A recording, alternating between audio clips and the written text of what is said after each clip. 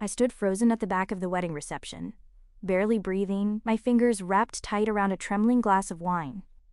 All around me, 250 well-dressed guests went quiet at once, like someone had flipped a switch. Their chatter just vanished, like fog burning off in the morning sun. Then came Valerie's voice, sharp as a blade, cutting through the silence. "Well, look who finally showed up," she announced, lifting her champagne glass toward me with a smirk. My stepdaughter decided to leave her little taco truck behind and join the rest of us in the real world.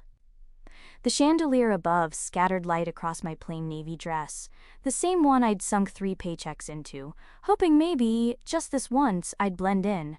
I should have known better. My wine caught the light and painted streaks of red across my hand, like some kind of warning. I scanned the crowd, trying to find Dylan. My brother stood up front near the head table, his new bride clinging to his arm. I must have looked as stunned as I felt, because in that split second, I watched the hope I'd carried all day fall apart. Instead of stepping in to defend me, Dylan glanced toward our father, and right on cue my dad chimed in, slurring just a little. "Maybe she's ready to stop playing restaurant and get herself a real job," he said, laughing too hard. That same big, booming laugh that used to mean protection when I was a kid, before it turned into the sound of me disappearing. Across the room, Sophie, Dylan's new wife, locked eyes with me. Her mouth shaped the words, "I'm sorry," and she squeezed Dylan's arm tighter, but it was too late. Way too late. Behind her, the catering staff kept working, gliding through the room with the kind of grace that comes from doing the same thing 1,000 times. White gloves, polished silverware, polite smiles. One server glanced my way, brow furrowing for just a moment before looking away. This morning felt like it belonged to someone else's life. When Dylan's handwritten invite arrived a month ago, the note scribbled at the bottom cracked something open in me. "I miss you, sis." Just 4 words, but after 5 years of silence, they were enough to make me believe maybe, just maybe, we could find our way back to each other. I'd poured hours into getting ready, found the perfect gift, a handcrafted copper cookware set that nearly ate up a month's profit, rehearsed what to say in the mirror. "Congratulations, Dylan. She's beautiful. Good to see you, Dad. The venue looks amazing, Valerie." I even offered to cater the wedding, thought it might be a peace gesture. "No pressure," I wrote, "just putting it out there." Dylan turned me down gently, saying they'd already hired someone with more formal experience. Still, I came.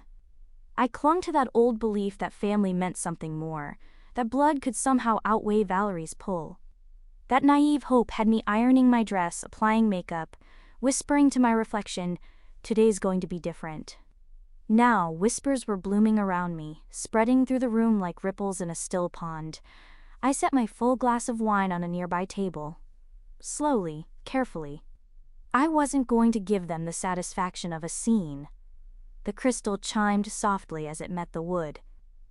With my back straight and chin lifted, I walked toward the exit, each step measured, deliberate. The plush carpet swallowed the sound of my heels, but the whispers kept chasing me. A young waiter stepped into my path, eyes widening. "Miss Rios, are you?" I gave a small shake of my head. He got the message and stepped aside. The heavy doors shut behind me with a soft, final thud, leaving me alone in the hallway's hush. I pulled out my phone. 3 missed calls from Leo, my operations manager. Then a text lit up the screen. "Boss, aren't you at the Anderson Mills wedding?" "That's our new acquisitions event." I blinked. Read the message again. Then again. 2 weeks ago, we'd wrapped up the deal to buy Golden Fork Events, a solid, mid-sized catering company with a reliable client list. I'd been so buried in contracts and logistics, I hadn't even checked their upcoming gigs. And now it hit me like a punch to the gut. I owned the company catering my brother's wedding. A laugh caught in my throat, half shock, half disbelief. My dad and Valerie were in there making digs at my little taco truck while eating food prepared by a business that belonged to me. The same company that now gave paychecks to 40 employees. The same company that crossed the 7-figure mark last year. I tucked the phone away and stood taller. Something shifted inside me. The sting in my chest hardened into something colder, sharper. I looked into the mirrored wall across from me and didn't quite recognize the woman staring back. Clear eyes, squared shoulders, a face that didn't flinch anymore. They had no idea who I'd become while they weren't looking, but they were about to. My knuckles whitened around the steering wheel as I drove away. The wedding hall shrank behind me in the rearview mirror, but the weight in my chest hung on. I pulled into a quiet overlook and cut the engine. Silence wrapped around me, broken only by the soft patter of rain on the windshield. The sound tugged me backward. I was 15 again, standing at my mother's funeral, rain tapping on the tent above. My father stood beside me but wasn't really there. His gaze drifted through the mourners until it landed on Valerie Strickland, his secretary at the time. Their eyes locked. Held. Something twisted in my stomach, something I didn't yet have a name for. 6 weeks later, Valerie was in our house, helping us get organized. I came home from school one day to find all my mother's photos missing from the walls. "Where are the pictures?" I asked, my voice tight with panic. Valerie gave me a soft smile that didn't touch her eyes. "Your dad and I think a fresh start will help us all move forward," she said, patting my shoulder. "Change is healthy, Camila." That night, I searched the house and found the photos tucked in boxes in the attic. 3 months later, the boxes were gone. When I asked my dad what happened, he let out a long, tired sigh. "Valerie donated some old things," he said. "We can't live in a museum, honey. The memories start pouring in now, faster and sharper, like a dam finally gave way." I think about college application season. Dad poring over Dylan's essays, red pen in hand, offering suggestions like a proud mentor. Meanwhile, I was clocking into late-night shifts at the Purple Aster Denny's, brewing coffee until sunrise. Dylan's 18th birthday? A brand new Camaro sat gleaming in the driveway, a huge red bow tied on top like we were in some car commercial. When I brought home my straight-A report card that same year, Dad didn't even look up from the newspaper, just muttered a half-hearted, "Good job," and flipped the page. The rain beats harder against the windshield, syncing up with the thud of my heart, and then the memory that truly shattered me hits, 4 summers ago. My roommate had forwarded me a real estate listing with the casual message, "Isn't this your place?" I opened the link and saw a photo of our old colonial house with its familiar yellow front door. A bold red "Sold" banner stretched across the picture like a slap. I tried calling Dad right away, but it went straight to voicemail. I texted Dylan. His response? Just a shocked emoji. He hadn't known either. I hit the highway doing 90, heart in my throat. Tires screeching into the driveway just as the last pieces of furniture were being loaded into a moving truck. The backyard, Mom's garden, the one we planted together when I was 9, was already flattened into a mess of mud.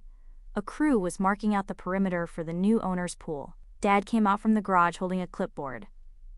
"What's going on?" I asked, though my voice sounded small and unfamiliar, like it belonged to someone else. He barely looked up. "Closing was yesterday," he said, checking his watch. "We're just wrapping up." "You sold our house? Without telling me?" My voice cracked. "Mom's garden, her roses, they're gone." He shrugged. "You don't live here anymore," then handed the clipboard to the foreman.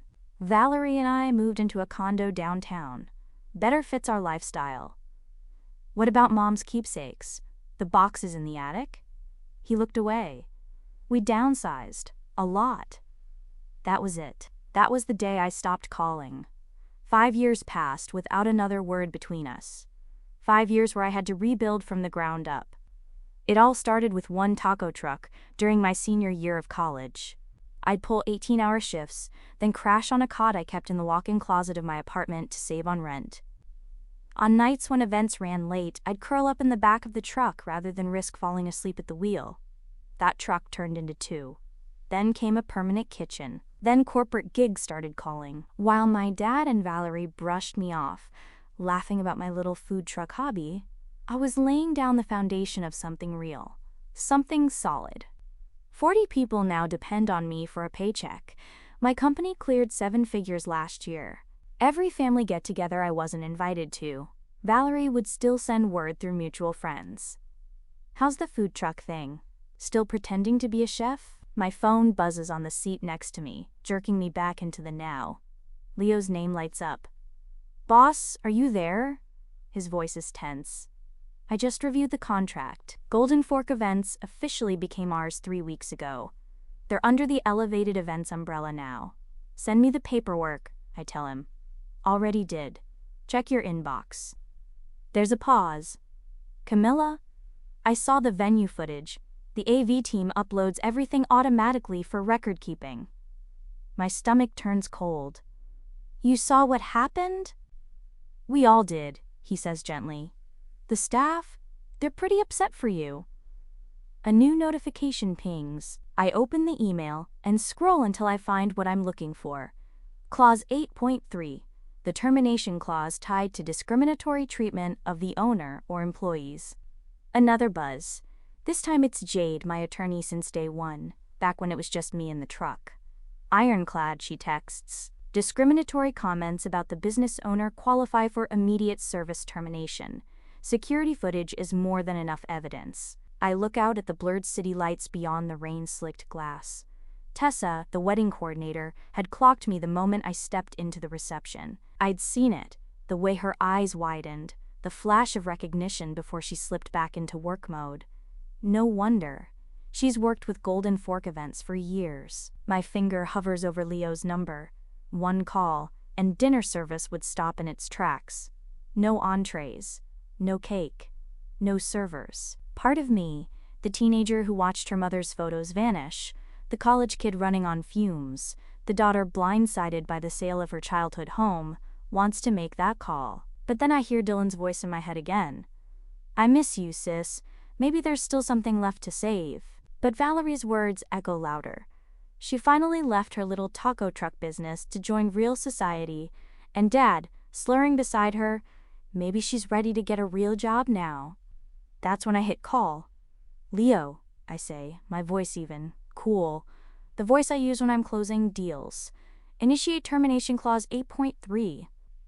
There's a beat of silence on the line. No main course.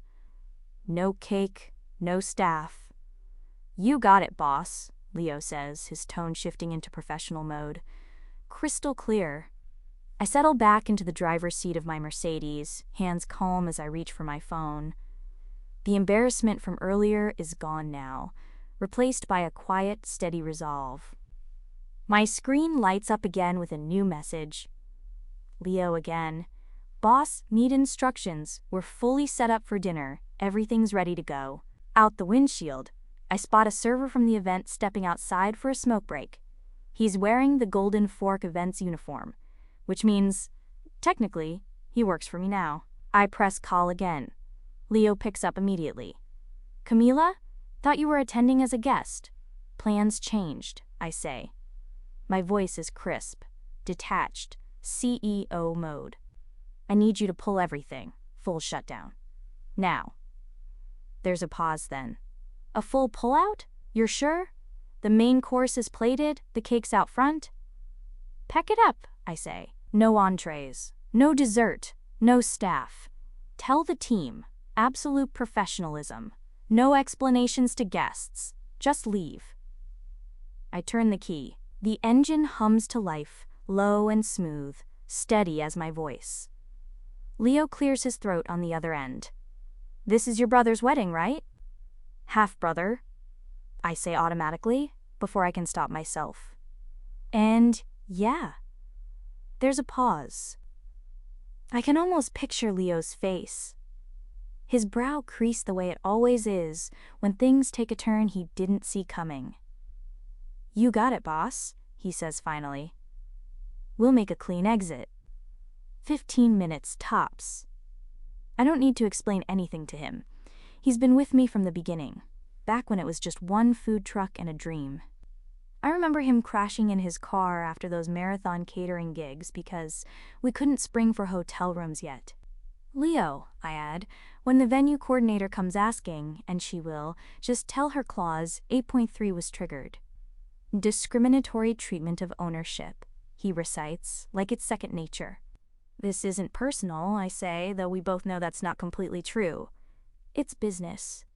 I end the call and back out slowly, easing my car into a spot where I've got a clear view of the service entrance, but I'm hidden from the front of the venue. Within minutes, I see the quiet choreography unfold. Staff in white uniforms begin trickling out in small, orderly groups, each carrying trays, carts, and boxes with the kind of polished calm that only comes from experience. The cake, this over-the-top, four-tier showpiece that Valerie probably picked out with Instagram in mind, gets carefully packed into the back of our biggest refrigerated truck. Leo sends me a quick update. Venue coordinator intervened. Handled with professionalism. I can just imagine the scene inside. The coordinator starting to panic as it all sinks in. Valerie going from confused to absolutely livid. My dad barking demands at people who can't do a thing about it. Another message lights up. Tables being cleared now. Disruption minimal. I check the rearview camera and zoom in. One of our newer hires, I think his name's Mateo, is packing away the last of the crystal champagne flutes into a padded case. His movements are smooth, methodical. You'd never know this wasn't all part of the original plan. Then my phone starts buzzing again. Non-stop. Unknown caller. Probably the venue. Decline. A text from Dylan. What the hell is going on? Ignore.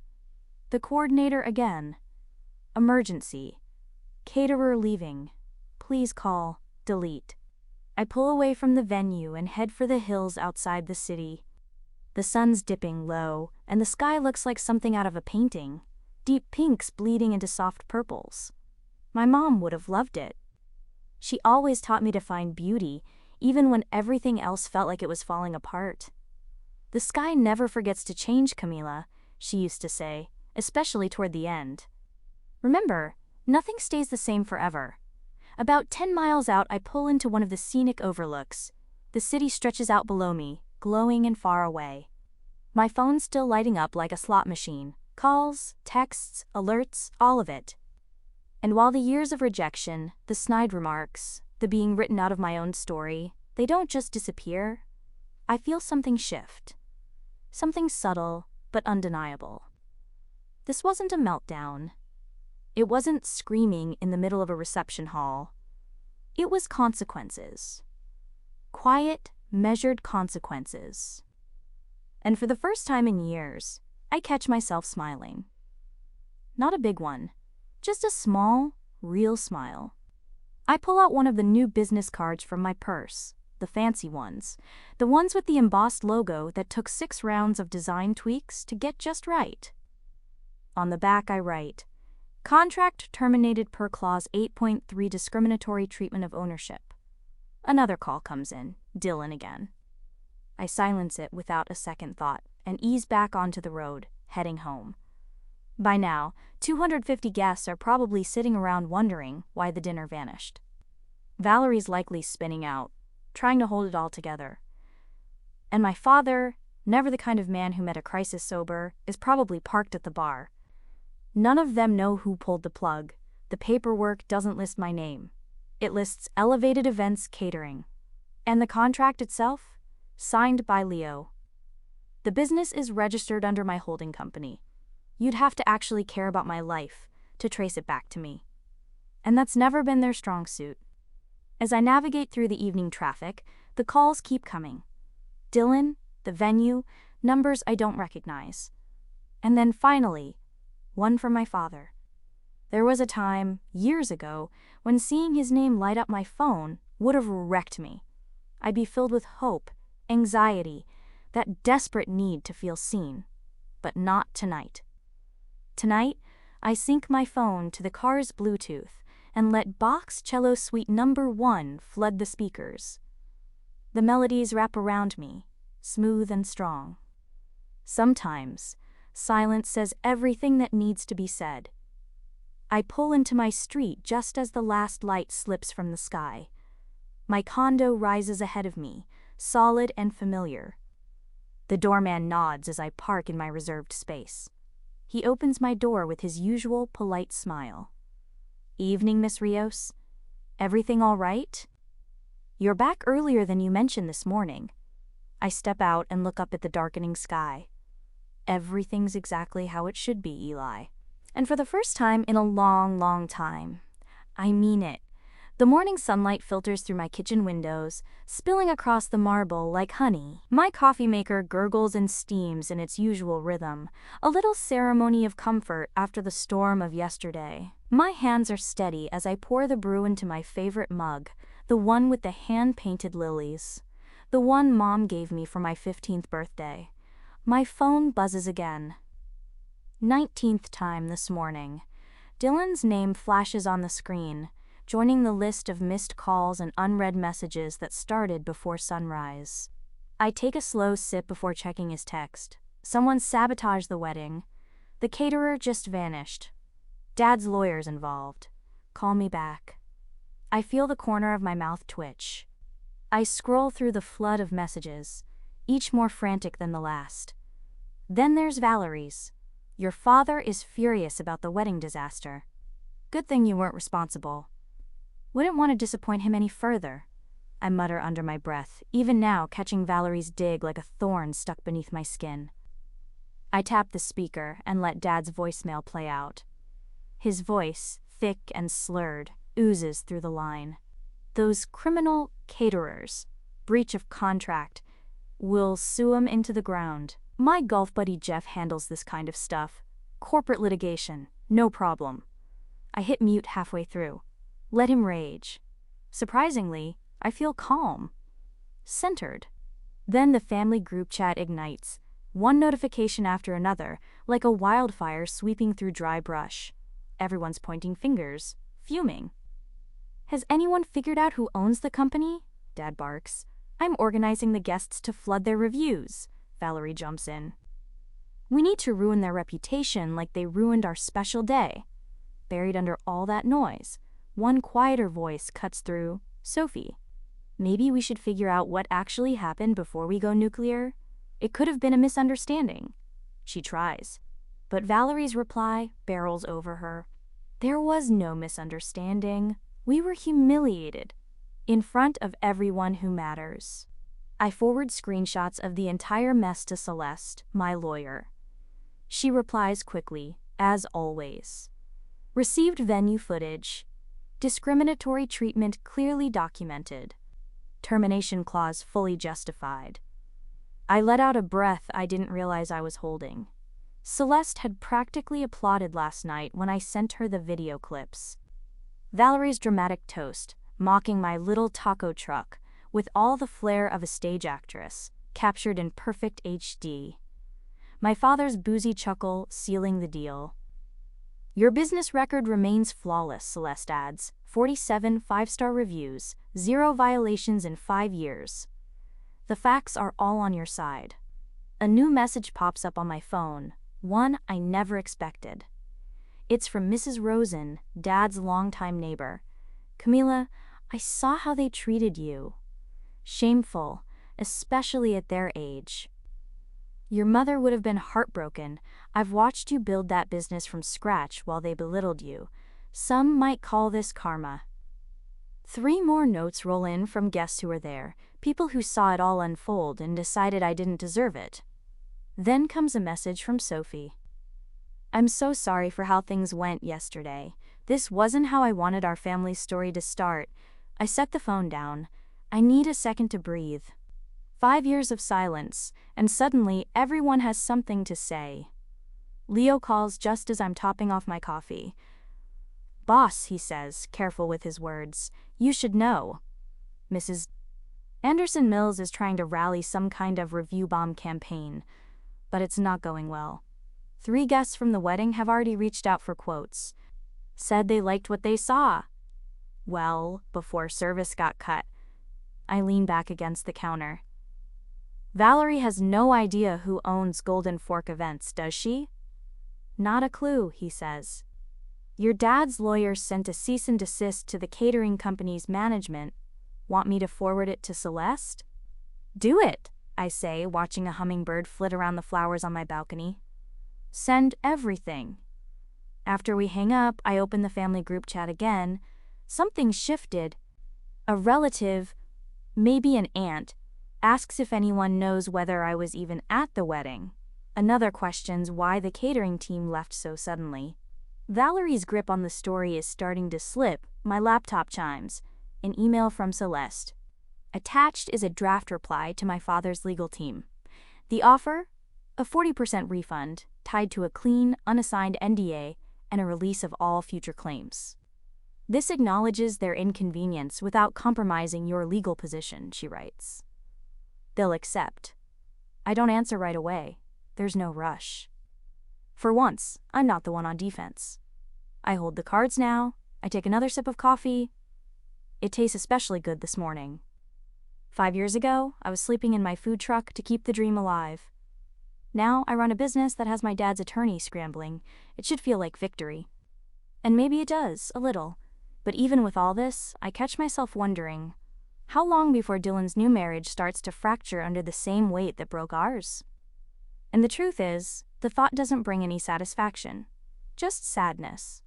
When my phone rings again, I answer. I'm sitting across from my lawyer in a downtown office, neutral ground.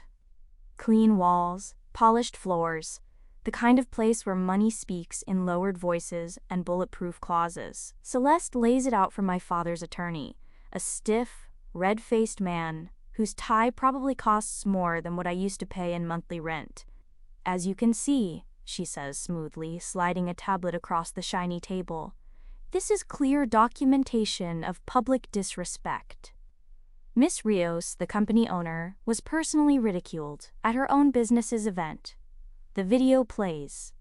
There it is, Valerie's smug toast again. Her voice slicing through the air. My stepdaughter finally left her little taco truck to join real society. Then my father's laughter, low and loud, fills the room. Celeste taps the contract. Clause 8.3 clearly gives Miss Rios the right to terminate services in response to discrimination. Mr. Langford removes his glasses and rubs the bridge of his nose. His posture shifts, just a little, but enough. Shoulders slumped, resolve unraveling. Given the circumstances, he mutters, I'd advise my clients to accept the settlement offer. And that's it. The power shift is real. After 5 years of being dismissed, I'm no longer the problem. I'm the one sitting at the head of the table. Somewhere across the city, I imagine Valerie on the phone, spinning her story like a politician in damage control mode. Meanwhile, my phone buzzes with new messages. Family friends, distant cousins, people who'd stayed quiet for years now eager to share support. Camila, sweetheart, I always said your father underestimated your talent, Aunt Maggie writes. This, from the same woman who once offered to buy me real clothes after side-eyeing my Thanksgiving outfit. Valerie says she's always been your biggest supporter, she adds. I can't help it.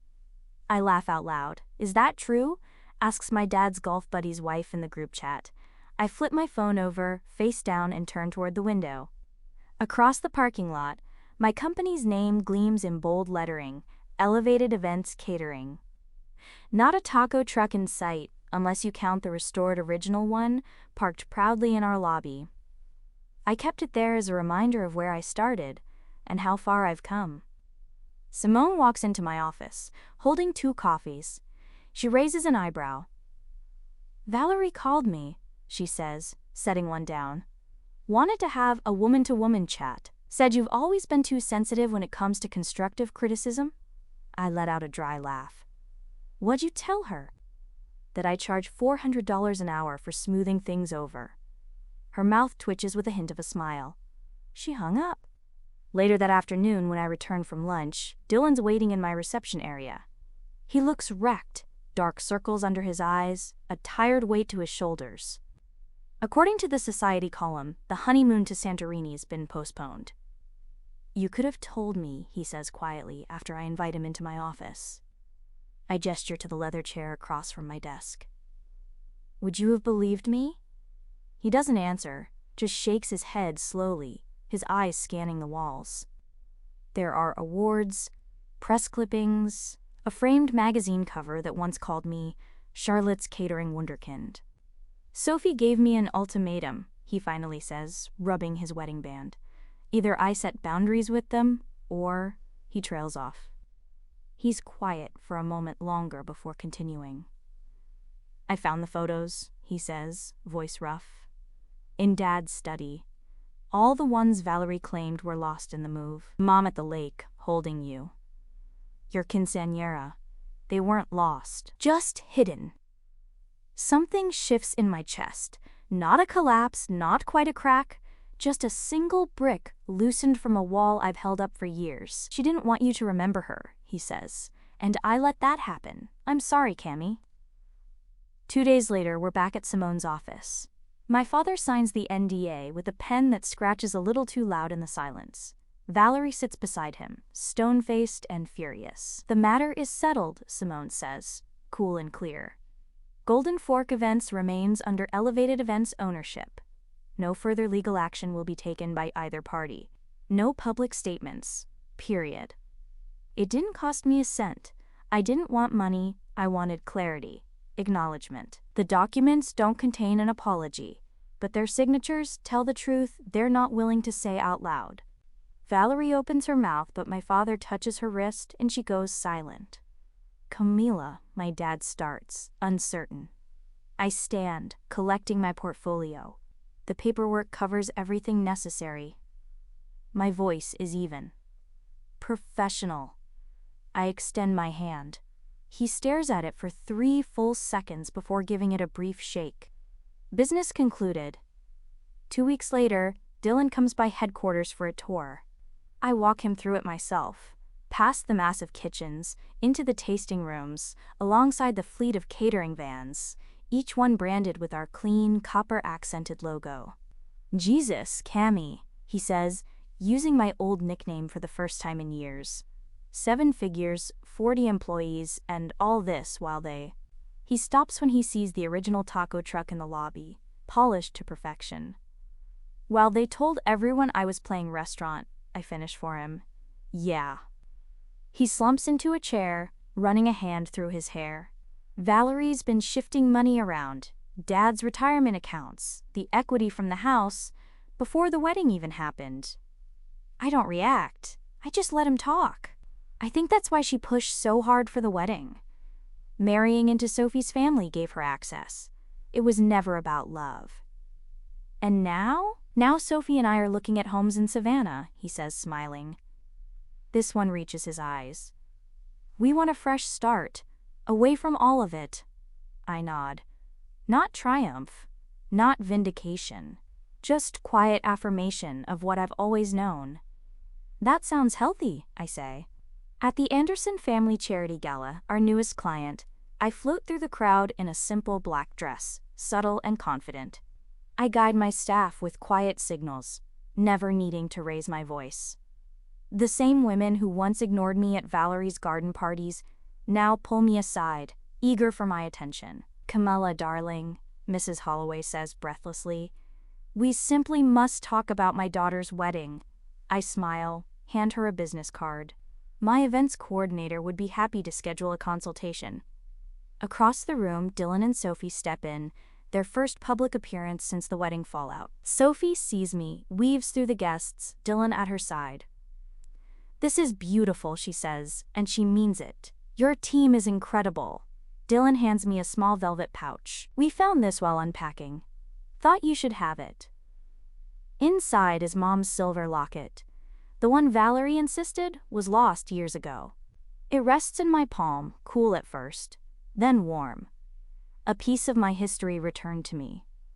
I don't cry. I don't gloat. I don't need to. I just stand there, solid, in the truth of who I've become. A woman who built something lasting while they weren't paying attention. Later, I stand by the floor-to-ceiling windows of my expanded headquarters. watching the sun set over the Charlotte skyline. Warm amber pours over the new event space below, copper accents catching the light, table linens arranged with quiet elegance. My reflection flickers in the glass, and for a moment, I see her, my mother, looking back at me. 1 year.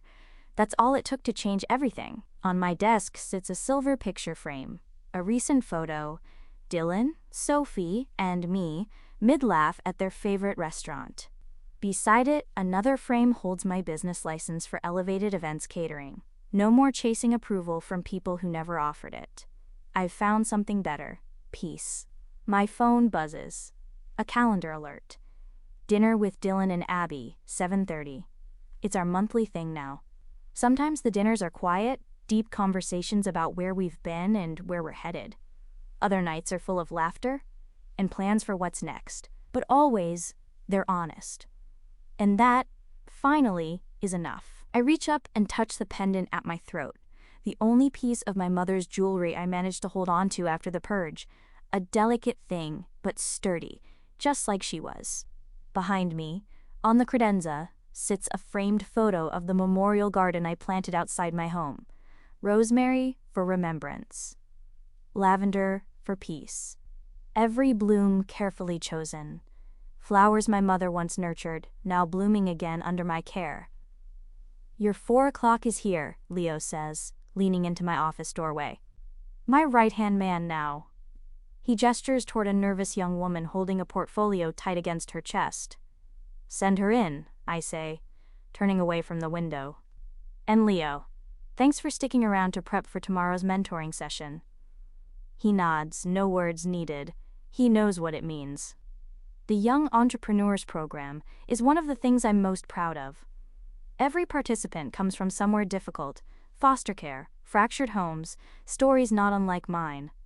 I built the program to give them what I never had: someone to believe in their potential before it's obvious. Last week, my father called. We still don't say much. Conversations filled with more pauses than progress, but they happen now. There's no slurring in his voice anymore, and he stopped defending Valerie. That alone feels like movement in the right direction. Valerie, of course, remains Valerie. Bitter. Occasionally spreading half-truths and whispered digs about my business. But I've learned to let them slide off me, the way rain trickles down a window. She doesn't get a say in my story anymore. Dylan's healing in his own way. He and Sophie bought a cozy little place across town, far enough from her father's orbit to start fresh, close enough to drop in for spontaneous Sunday brunches, which they do. Their renewal ceremony last month was everything the first wedding wasn't. Small, joyful, sincere. My team catered it with quiet pride. I stood beside Sophie as her witness. When a few family friends approached afterward and said things like, "You all seem so much happier now," I just smiled. Some truths don't need to be explained. Next fall, the first recipient of the scholarship I created in my mother's name will head off to culinary school. Another quiet milestone. The original taco truck still sits in the lobby of our headquarters, polished, preserved, a splash of soft pink and grit, a symbol of beginnings and the power of persistence. Employees bring their kids by to see it, telling them stories of how something small can grow into something solid if you just keep going. Later, when the building is quiet and everyone's gone home, I unlock the bottom drawer of my desk and pull out an old photo album. My mother's smile greets me from a faded Polaroid. She's got her arms around 7-year-old me, both of us mid-laugh, making tortillas together. Her hands guide mine. There's flour on our cheeks. "I think you'd be proud," I whisper to her image. Not of the company, of the roots. Because this, standing up for myself, was never about revenge. It was about respect. The bridges I didn't bother to rebuild weren't lost. They were simply too broken to support anything worth crossing. And that's okay. I slip the album back into the drawer and glance out the window. The first stars have started to pierce the sky. I grab my bag, shut off the lights, and step into the night. Dylan and Sophie are waiting, our standing dinner, our quiet little ritual, my chosen family. The ones I built with care and intention. Some connections come from blood, others from choice. But the strongest bonds? They're built on mutual respect.